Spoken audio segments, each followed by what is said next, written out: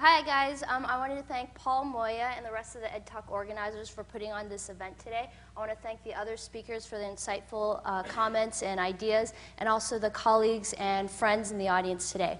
My name is Barbara Howe, and I want to share with you an idea that I'm really passionate about, and it's an idea that matters to me in our field of education, and that's the idea of educational equity and excellence.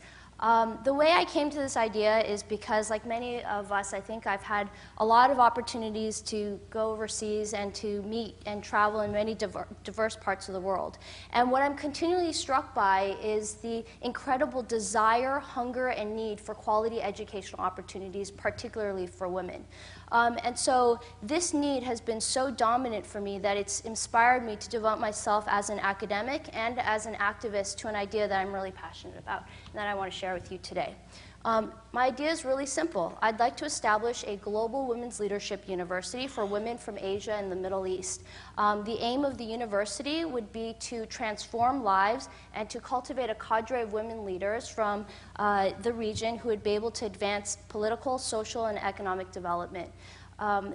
The aim of the institution would be to provide access and excellence through a hybridized model of online and campus-based instruction with a focus on liberal learning, entrepreneurship, leadership, and technology.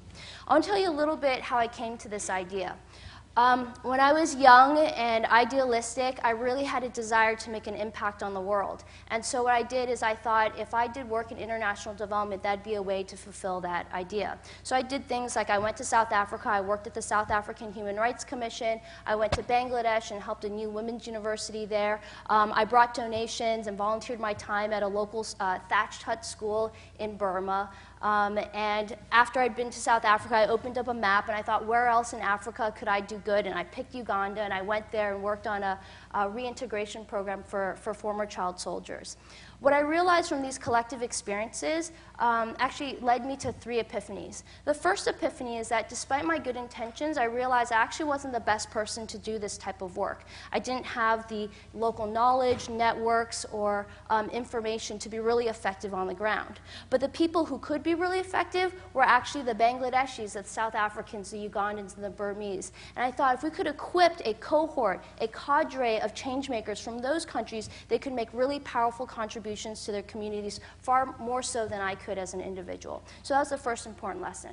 The second epiphany that I came to was that, well, first of all, I cared about a lot of issues that probably we care about. Things like poverty eradication, public health issues, sanitation, girls' education, women's rights and equality, political stability. And what I realized is that if we could address women's issues, we might actually be able to address many of these other issues. So I think we're familiar with the literature, right? If you educate a woman, she's more likely to delay marriage and childbirth and to have fewer children. The children that she's likely to have are likely to be healthier and to receive an education themselves. And that when you have strong families, you have strong communities and strong countries. And that's largely because you have more people contributing to the work of nation building. So that was an important idea to me, that if you wanted to work on development, you needed to include women as part of that equation.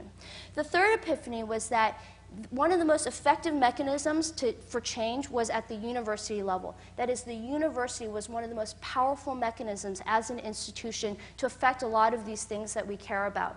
And so why is that? For me, it's because a university, a high-quality institution, can inculcate a lot of important skills, such as critical thinking, communication skills, leadership skills, entrepreneurship skills, as well as give resources to people, such as access to global exposure, global networks, information, and technology.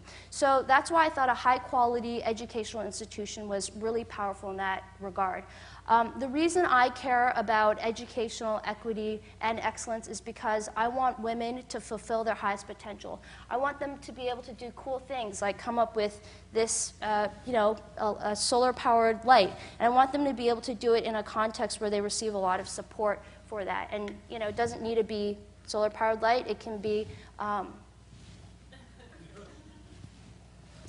the next amazing iPhone app. It can be community activism. It can be advocacy for themselves and for their communities. So thank you for letting me share with you this passion of mine, and thanks.